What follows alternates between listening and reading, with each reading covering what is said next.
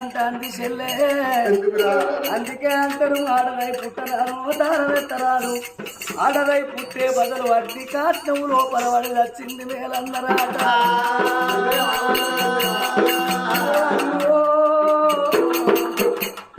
నువ్వు మగబాయి గానివిరా అన్నా నేను అడ్డబట్ట కట్టుకున్న ఆడదాన్ని రాను నాకు తల్లి ఉంటే నా బాధ నా తల్లితోని చెప్పుకుందు నాకు తోడ పుట్టిన చెల్లుంటే నా చెల్లతోని ఈ మాట చెప్పుకుందు నాకు అక్కున్న అక్కతోని ఈ మాట చెప్పుకుందురే అవ్వా